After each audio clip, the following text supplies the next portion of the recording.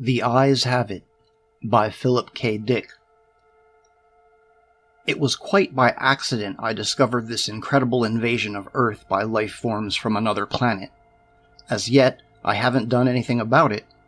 I can't think of anything to do. I wrote to the government, and they sent back a pamphlet on the repair and maintenance of frame houses. Anyhow, the whole thing is known. I'm not the first to discover it. Maybe it's even under control. I was sitting in my easy chair, idly turning the pages of a paperback book someone had left on the bus, when I came across the reference that first put me on the trail. For a moment, I didn't respond. It took me some time for the full import to sink in. After I'd comprehended, it seemed odd I hadn't noticed it right away. The reference was clearly to a non-human species of incredible properties, not indigenous to Earth. A species, I hasten to point out, customarily masquerading as ordinary human beings. Their disguise, however, became transparent in the face of the following observations by the author. It was at once obvious the author knew everything, and was taking it in his stride. The line, and I tremble remembering it even now, read, "His eyes slowly roved about the room." Vague chills assailed me. I tried to picture the eyes. Did they roll like dimes? The passage indicated not. They seemed to move through the air, not over the surface. Rather rapidly, apparently. No one in the story was surprised. That's what tipped me off. No sign of amazement at such an outrageous thing. Later, the matter was amplified. His eyes moved from person to person. There it was in a nutshell. The eyes had clearly come apart from the rest of him and were on their own. My heart pounded and my breath choked in my windpipe. I had stumbled on an accidental mention of a totally unfamiliar race, obviously non-terrestrial, yet, to the characters in the book, it was perfectly natural, which suggested they belonged to the same species. And the author? A slow suspicion burned in my mind. The author was taking it rather too easily in his stride. Evidently, he felt this was quite a usual thing. He made absolutely no attempt to conceal his knowledge. The story continued. Presently his eyes fastened on Julia. Julia, being a lady, had at least the breeding to feel indignant. She is described as blushing and knitting her brows angrily. At this, I sighed with relief. They weren't all non-terrestrials. The narrative continues. Slowly, calmly, his eyes examined every inch of her. Great Scott! But here, the girl turned and stomped off, and the matter ended. I lay back in my chair, gasping with horror. My wife and family regarded me in wonder. "What's wrong, dear?" my wife asked. I couldn't tell her. Knowledge like this was too much for the ordinary run-of-the-mill person. I had to keep it to myself. "Nothing," I gasped. I leaped up, snatched the book, and hurried out of the room.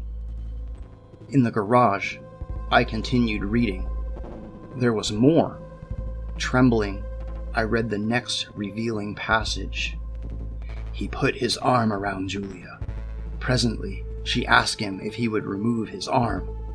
He immediately did so with a smile. It's not said what was done with the arm after the fellow had removed it. Maybe it was left standing upright in the corner. Maybe it was thrown away. I don't care. In any case, the full meaning was there, staring me right in the face. Here was a race of creatures capable of removing portions of their anatomy at will. Eyes, arms, and maybe more. Without batting an eyelash. My knowledge of biology came in handy at this point. Obviously, they were simple beings. Unicellular, some sort of. Primitive, single-celled things. Beings no more developed than starfish. Starfish can do the same thing, you know. I read on, and came to this incredible revelation tossed off coolly by the author without the faintest tremor. Outside the movie theater, we split up. Part of us went inside, part over to the cafe for dinner. Binary fission, obviously, splitting in half and forming two entities. Probably each lower half went to the cafe, it being farther, and the upper halves to the movies. I read on, hands shaking. I had really stumbled onto something here. My mind reeled as I made out this passage. I'm afraid now there's no doubt about it. Poor Bibney has lost his head again. Which was followed by, and Bob says he has utterly no guts. Yet Bibney got around as well as the next person. The next person, however, was just as strange. He was soon described as totally lacking in brains. There was no doubt of the thing in the next passage. Julia, whom I thought to be the one normal person, reveals herself as also being an alien life form similar to the rest. Quite deliberately, Julia had given her heart to the young man. It didn't relate what the final disposition of the organ was, but I didn't really care.